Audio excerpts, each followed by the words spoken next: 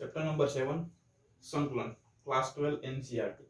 Okay, 12મા ધોરણમાં જોઈએ તો સૌથી લોંગેસ્ટ ચેપ્ટર હોય તો ચેપ્ટર નંબર 7 સંકલન. જો તમને વિકલન જે ચેપ્ટર નંબર 5 છે પાર્ટ 1 માં એ જો આખું ક્લિયર હશે વિથ કન્સેપ્ટ તો ચેપ્ટર નંબર 7 માં કોઈ તકલીફ નહીં પડે.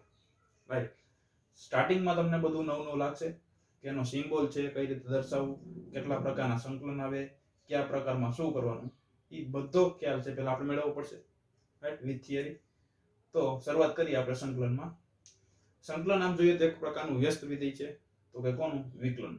બરોબર, આપેલ વિધેય એ કયા વિધેયનું વિકલિત હશે? ધ્યાનથી જુઓ કે આપેલ વિધેય એ કયા વિધેયનું વિકલિત હશે તે શોધવાની ક્રિયાને પ્રતિવિકલન કહેવાય. પ્રતિવિકલન એટલે જ સંકલન. બરોબર, પણ લખ્યું કઈ રીતે આ લોકોએ કે આપેલ વિધેય એ કયા વિધેયનું વિકલિત હશે. આવ્યો વિકલિતનો ઉપયોગ, જો વિકલિત ખ્યાલ હશે તો આગળ પ્રતિવિકલનની વાત થશે. આપેલ વિધેય એ કયા વિધેયનું વિકલિત હશે તે શોધવાની ક્રિયાને પ્રતિવિકલન કહેવાય. અને પ્રતિવિકલિત શોધવાની ક્રિયાને પ્રતિવિકલન અથવા તો સંકલન કહેવાય. બરોબર, પ્રતિવિકલન જે શબ્દ છે એ સંકલન જ છે. જે વિકલન હતું, વિકલનનું પ્રતિવિકલન એટલે કે સંકલન, વિકલન વ્યસ્ત એટલે કે સંકલન, બંને વર્ડ એક જ છે. રાઈટ, તો પ્રતિવિકલિત શોધવાની ક્રિયાને શું કહેવાય? સંકલન કહેવાય. હવે સંકલનના બે પ્રકાર જોઈએ, અનિયત અને નિયત. સંકલનનો સિમ્બોલ કઈ રીતે એ મેળવવું, કઈ રીતે એ ડિસ્કશન આગળ કરશું આપણે. બરોબર, પહેલા બેઝિક માહિતી મેળવી લઈએ. અનિયત સંકલન એટલે કે જો કોઈ વિધેયનું વિકલિત જ્ઞાત હોય, આપણને વિધેય નહીં પણ વિધેયનું વિકલિત ખબર હોય તો તે કયા વિધેયનું વિકલિત હશે, એટલે કે વિધેય કયું હશે તે પ્રશ્નનો ઉત્તર શોધવાની ક્રિયા. બરોબર, શું કહેવા માંગે કે અનિયત સંકલન એટલે શું? તો કે જો કોઈ વિધેયનું વિકલિત જ્ઞાત હોય, આપણને વિકલન ખબર જ હોય, તો તે કયા વિધેયનું વિકલન હશે તે પ્રશ્નનો ઉત્તર શોધવાની ક્રિયાને શું કહેવાય? સંકલન કહેવાય. પણ કેવું? અનિયત. જ્યારે નિયતમાં શું આવશે? આપેલ નિશ્ચિત શરતોને આધીન આપેલ વિધેયના આલેખથી ઘેરાતા નિશ્ચિત પ્રદેશનું ક્ષેત્રફળ શોધવાની ક્રિયા. બરોબર, આમાં તમને ક્ષેત્રફળ મળશે, અમુક ફિક્સ અંક મળશે નિયત સંકલનમાં. આની વાત આપણે પાછળથી કરશો 5-6 સુધી પછી, કેમ કે ત્યાં સુધી બધો ઉપયોગ અનિયત સંકલનનો થશે. બરોબર, મેઇન શું હોય તો કે વિધેયનું વિકલિત આપેલું હોય પણ એ કયા વિધેયનું વિકલિત છે ખબર નથી, તો એ જે રિવર્સ પ્રોસેસ છે એ ને આપણે શું કહેશો તો કે તે પ્રશ્નનો ઉત્તર શોધવાની ક્રિયા એટલે કે સંકલન. ખ્યાલ બધાને? ઓકે, હવે સંકલનની વ્યસ્ત ક્રિયા તરીકે વિકલનની વ્યસ્ત ક્રિયા તરીકે સંકલન. વ્યસ્ત ક્રિયા એટલે પાછી શું આવી તો કે વિકલનમાંથી આપણે સંકલનમાં આવવાનું. તો કે વિકલનની ક્રિયાની વ્યસ્ત ક્રિયા હોય તેવી ક્રિયાને સંકલન કહેવાય. બરોબર, આ બધું અત્યારે એમ લાગશે કે સંકલન વિકલનનું મિક્સ જ છે, પણ હવે ઉદાહરણ લઈએ આપણે કે ખરેખર શું કહેવા માંગે. તમને બધાને આ તો ખ્યાલ જ હશે, d/dx sin x equal to શું મળે? d/dx e⁻x ઇક્વલ ટુ શું થાય? બરોબર, d/dx x⁻n ઇક્વલ ટુ શું મળે? આ ત્રણ વિધેય આપેલા. હવે d/dx sin x એનું વિકલન થશે cos x, d/dx e⁻x એનું વિકલન છે e⁻x, d/dx x⁻n તો આનું વિકલન છે ઘાત આગળ અને ઉપર એક ઘાત ઓછી. બરોબર, આ ત્રણ મેં વિધિ લીધા જેના અનુક્રમે વિકલન cos e⁻x અને n * x⁻n - 1 લીધું. બરોબર, હવે જો આ વસ્તુ તમને આપેલી, આજે વાત કરી કે જો કોઈ વિધેયનું વિકલિત જ્ઞાત હોય, આપણને વિકલિત જ્ઞાત છે કયું તો કે cos x, તો તે કયા વિધેયનું વિકલિત થશે? હવે અત્યારે આપણને ખબર છે કે cos x છે એ કોનું વિકલન છે તો કે sin x નું. તો આ જે પ્રશ્ન રહ્યો એ પ્રશ્નનો ઉત્તર શોધવાની ક્રિયાને શું કહેવાય? સંકલન કહેવાય. ફરીથી કહું, cos x છે આપણને વિકલન આપેલું છે. જો કોઈ વિધેયનું વિકલિત જ્ઞાત હોય, આ cos x વિકલન હશે કોકનું, તો તે કયા વિધેયનું વિકલિત હશે તો કે કોનું વિકલન છે તો કે sin x નું. હવે sin x જે મળે એ આપણો જવાબ, અને જવાબને શું કહેવાય તો કે સંકલન. એનો મતલબ શું તો કે cos x નું સંકલન થાય sin x. આવ્યું રિવર્સ, sin નું વિકલન થશે cos x, cos x નું વિકલન થશે sin x. એ જ રીતે આમાં જો આપણી પાસે વિકલન જ્ઞાત છે, બરોબર, વિકલન જ્ઞાત છે, પણ એ કોનું વિકલન હશે? એ જે પ્રશ્ન મળે આપણને એનો જે ઉત્તર શોધવાની ક્રિયા રહી એને કહેવાય સંકલન. તો કે e રેસ ટુ x છે એ કોનું વિકલન હશે? તો e રેસ ટુ x નું. તો e રેસ ટુ x નું સંકલન થશે e રેસ ટુ x. બરોબર. x raise to n equal to n into x raise to n minus 1. આ બધા ખ્યાલ જ છે બેઝિક આપણને શરૂઆતમાં ખ્યાલ હશે. બરોબર.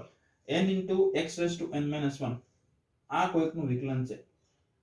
કોનું વિકલન હશે એ તમારો જે આન્સર હશે એને કહેવાય સંકલન. બરોબર.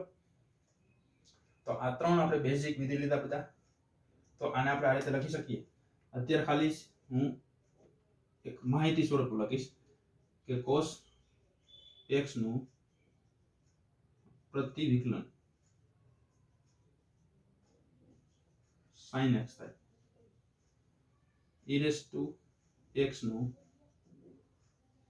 પ્રતિવિકલન e રેસ ટુ x થાય. n into x raise to n minus 1 નું પ્રતિવિકલન x રેસ ટુ n થાય. ચલો હજી ઘણા બધા પ્રશ્નમાં ભાઈ આજે ખાલી આપણે આ જ ડિસ્કસ કરશો કે ખરેખર સંકલન અને વિકલન વચ્ચેનો સંબંધ શું કહેવા માંગે. બરોબર. પછી થોડીક સૂત્ર લેશો કે જેમાં સંકલન આ બાજુ વિકલન આ બાજુ બંને સાથે લખશો એક જ સૂત્ર. જેમ sin નું મેં વિકલન cos x કર્યું તેની બાજુમાં હું લખીશ cos નું સંકલન sin x. બરોબર. ઓકે. હવે આમાં તમને હું પ્રશ્ન પૂછું કે d/dx sin x plus 4 હોય તો આનું વિકલન શું હશે? બરોબર. આ એક નવું વિધેય sin x plus 4.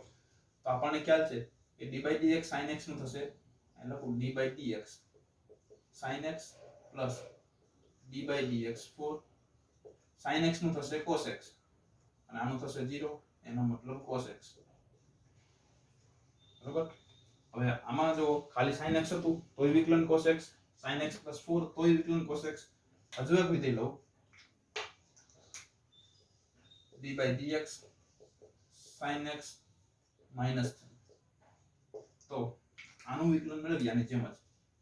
તો d/dx sin x minus d/dx 3 તો sin x નું વિકલન થશે cos x અને પાછળનું થશે 0.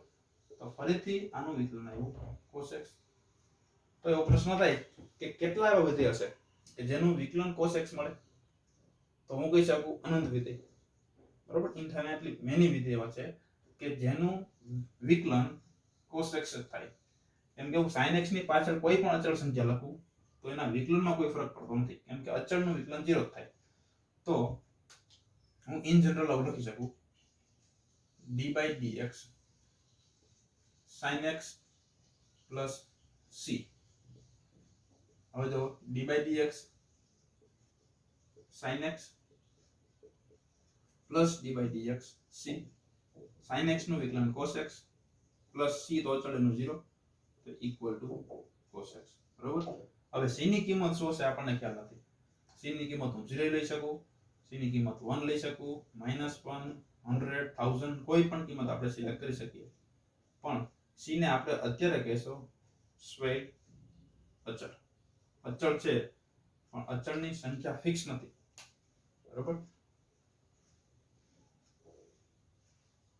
તો sin x plus c equal to cos x. હવે c જે અચળ કીધો એને બીજું નામ આપીએ સંકલન માટેનો અચળ. આવો પણ ઉલ્લેખ થાય ઘણી બધી જગ્યાએ કે ખરેખર c કોઈ પણ વિધેયનું આપણે સંકલન મેળવશો ત્યારે c ની કિંમત મૂકશો જ. બરોબર. હવે સંકલનનો સિમ્બોલ કઈ રીતે? આમાં આઈ થિંક કોઈને ડાઉટ નહીં હોય કે જે પ્રોસેસ આખી કરી કે મેં c શા માટે લીધો અહીંયા. બરોબર. ખાલી આપણે sin નું અત્યારે આમાં કોઈ પ્રશ્ન નથી કે sin નું વિકલન cos થાય. પણ જ્યારે cos નું સંકલન કરશો ત્યારે ખાલી sin x નહીં લખી શકાય કેમ કે cos નું સંકલન થશે sin x થાય, cos નું સંકલન sin x plus 4 થાય, cos નું સંકલન sin x minus 3 થાય, cos નું સંકલન sin x plus c થાય. બરોબર. આવા ઘણા બધા અચળ પાછળ મળશે. એના કારણે આપણે એક સિમ્બોલ એટલે કે c મૂકી દઈએ કે જેથી c ની કિંમત તમે જે રીતના જરૂર હોય તમે મૂકી શકો. બરોબર. હવે એક નોંધ તરીકે લખું કે એનો સિમ્બોલ કઈ રીતે આવશે. dy/dx equal to f of x. આવું મેં લીધું. બરોબર. તો હવે સંકલનનો symbol d by dx y dy by dx એટલે થયું ને કે y નું x ની સાપેક્ષે વિકલન d by dx y equal to સંકલન f of x બરોબર. આના બરાબર આ સંકલન વિકલન એની જગ્યાએ આવશે y, આ થશે સંકલન f of x અને પ્લસ c બરોબર. પ્લસ c મૂકવાનું કારણ તમને ખ્યાલ જ છે કે પ્લસ c કઈ કિંમત છે નક્કી નથી, જેમ આગળ આપણે પ્રોસેસ કરી એમાં. તો dy by dx equal to f of x હોય એટલે કે y નું જે વિકલન થયું એ f of x હોય, તેનું સંકલન કરીએ તો y equal to integration f of x થાય બરોબર. આ રીતના સિમ્બોલ છે એનો. હવે જે અલગ અલગ વિધેય લીધા એના માટે હું વ્યાખ્યાયિત કરું કે કઈ રીતના પ્રોસેસ થશે. તો જો d by dx y અથવા તો પહેલા હું લઈએ ચાલો y equal to cos x, એક મિનિટ,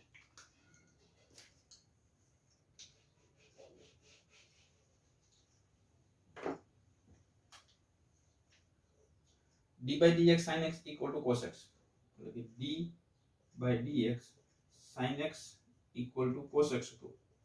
તો મેં લખ્યું તો કઈ રીતે તો કે cos x નું પ્રતિ વિકલન sin x થાય, sin નું વિકલન cos તો cos નું પ્રતિ વિકલન એટલે કે સંકલન શું થશે sin થશે.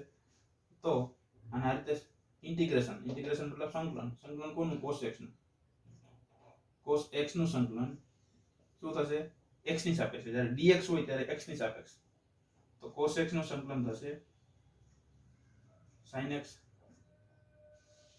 પ્લસ c બરાબર. પ્લસ c લખવાનું કારણ શું તમે જોઈ શકો કે sin x પ્લસ 4 હોય તો એ cos x મળે, અહીં આપણે sin x મળ્યા, cos નું sin x, sin નું વિકલન થશે cos x, cos નું સંકલન થશે sin x.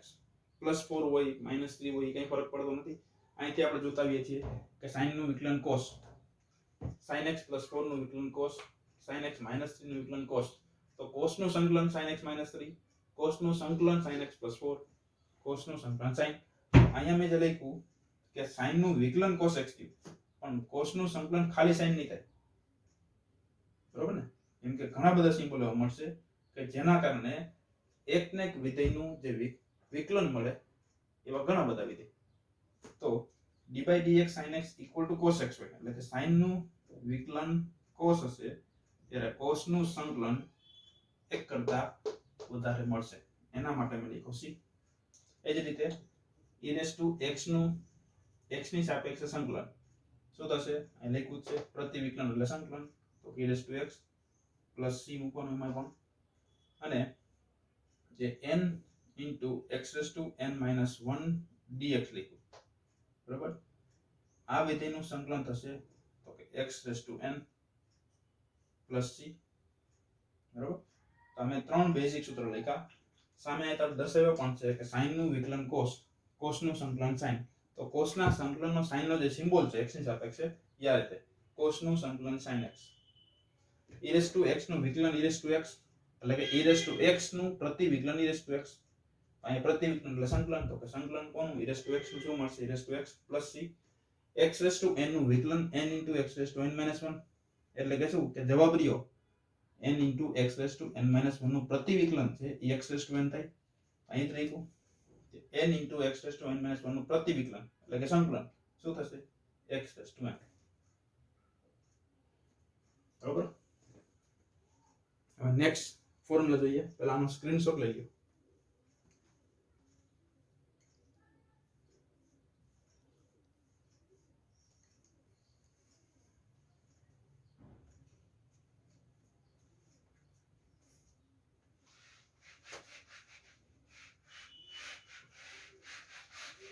હવે આપણે અલગ અલગ સૂત્ર જે વિકલન છે સંકલન છે બંનેને સંબંધિત એક સાથે આપણે સૂત્ર મેળવીએ.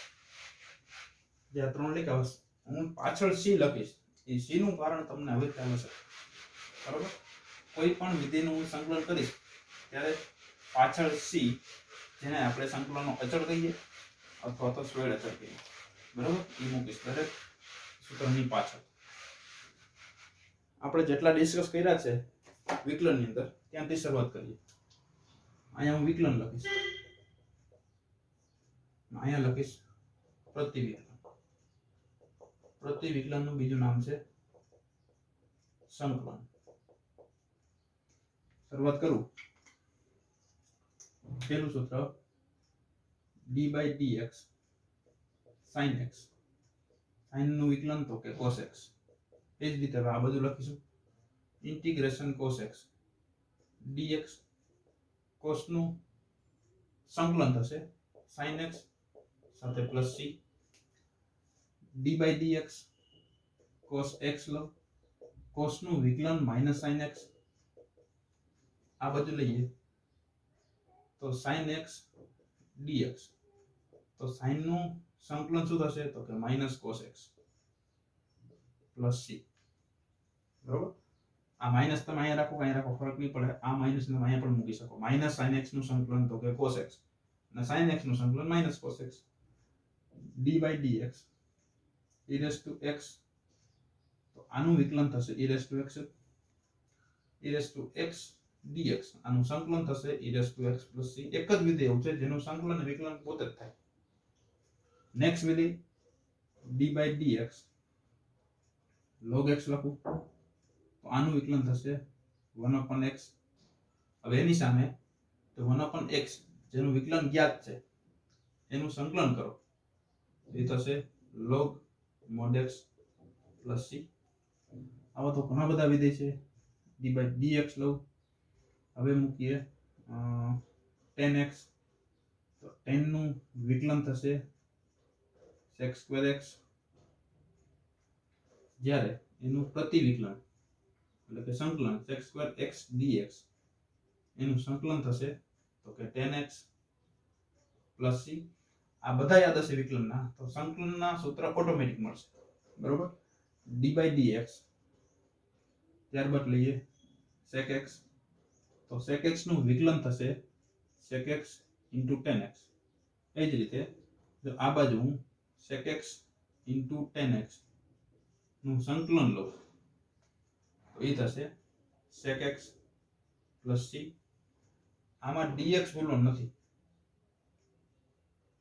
જો dx ખાલી લખશો તો કોની સાપેક્ષે ખ્યાલ નહીં આવે. જેની સાપેક્ષે કરવું હોય એ dx છે. બરોબર. સંકલન કર્યા પછી c નો સિમ્બોલ ભૂલવાનો નથી તો પણ માર્ક્સ કટ થશે. બરોબર. કેમ કે આપણને ખ્યાલ નથી કે કોના માટે આપેલું જે વિધેય રહ્યું એનું વિકલન છે કે સંકલન છે. Next d by dx cot x. તો આનું વિકલન થશે minus cos x square x.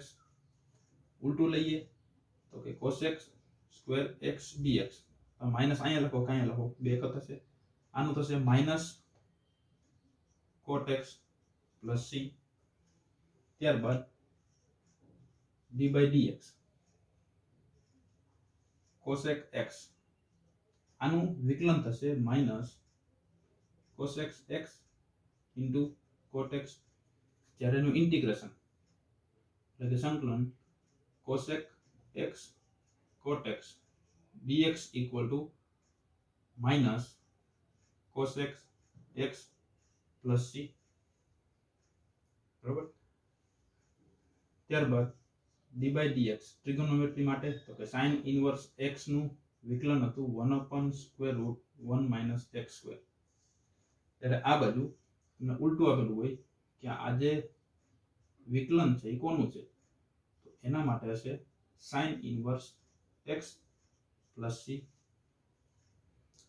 એ જ રીતે વાત કરીએ cos ની d by dx cos inverse x ની વાત કરીએ તો એનું વિકલન થશે -1/√1 minus x square. તો આનું જે પ્રતિવિકલન એટલે કે સંકલન છે ઇન્ટિગ્રેશન 1/√1 minus x square એ માઈનસ હોય dx ઇક્વલ ટુ થશે માઈનસ ની plus cos inverse x plus c. બરોબર. આપણને ખ્યાલ જ છે કે sin અને cos sin ઇનવર્સ અને cos ઇનવર્સ માં ખાલી માઈનસ પ્લસ નો ફરક છે. d by dx tan inverse x લખીએ એના માટેનું વિકલન થશે 1/1 plus x square. તો એનું પ્રતિવિકલન 1 plus x square dx હોય તો ત્યારે આપણે લખી શકીએ tan inverse x plus c. d by dx cot inverse x હોય તો એનું વિકલન -1/1 plus x square. તો 1/1 plus x square માઇનસ લઈએ તો એનું જે પ્રતિવિકલન એટલે કે સંકલન છે એ થશે cot inverse x plus c. d by dx શું બાકી રહ્યું હવે sin cos tan cot sec inverse x તો 1/mod x square root x square minus 1 આનું વિકલન થાય તો રિવર્સ પ્રોસેસમાં 1/mod x x square minus 1 dx આનું સંકલન થશે sec inverse x plus c. d by dx cosec inverse x હોય તેનું થશે 1/mod x square root x square minus 1 with minus sign. તેના માટેનું પ્રતિવિકલન એટલે કે સંકલન -1/mod x square root x square minus 1 dx equal to minus cosec inverse x plus c. x raised to n લઈએ d by dx x raised to n equal to આનું વિકલન થશે n into x raised to n minus 1. તેની સામે એનું જે પ્રતિવિકલન હતું n into x raised to n minus 1 dx જે થશે x raised to n plus c. next d by dx a raised to x હોય તો એનું વિકલન હતું a raised to x log a. તો એની સામે એનું સંકલન લઈએ એટલે કે a raised to x log a માટે જે થશે a raised to x log a. તો આનું થશે a raised to x plus c. બરાબર મોસ્ટ ઓફ સૂત્ર કવર થઈ ગયા. હવે આ બાજુના બધા સૂત્ર તમે ભણી ગયા બરાબર. એક પણ સૂત્ર નવું નથી. વિકલનના જે પણ સૂત્ર રહ્યા એ બધા તમને યાદ હશે. ટોટલ છે કેટલા 1 2 3 4 5 6 7 8 9 10 11 12 13 14 15 16 16 ફોર્મ્યુલા છે કોના વિકલનના. એ દરેકના વ્યસ્ત કરો બરોબર તો દરેકને અનુરૂપ એક એક સૂત્ર મળશે. હવે આમાં શું હતું જો બધા હવે આખ્યા તમને ખ્યાલ આવશે કે જેનું વિકલન જ્ઞાત હોય આપણને જેનું વિકલન ખબર હોય બરોબર એનું પ્રતિવિકલન મેળવવાની ક્રિયાને શું કહેવાય સંકલન. તો કે એનું પ્રતિવિકલન તો કે આ જે વિધેય દીયું જે વિકલન છે એ કયા વિધેયનું વિકલન છે એ મેળવવાની ક્રિયાને સંકલન કહેવાય. આપણે મેળવ્યું વિકલન આપેલું હતું એના પરથી એ કયા વિધેયનું વિકલન હતું તો કે સાઈનનું. તો એ બધી જે પ્રોસેસ રહી એને જ આપણે કહીએ સંકલન. ક્લિયર? આઈ હોપ બધાને સમજાઈ ગયું હશે. તો નેક્સ્ટ લેક્ચરથી આપણે એક્ઝામ્પલથી શરૂઆત કરશું બરાબર. આજે આપણે અહીં સુધી રાખીએ.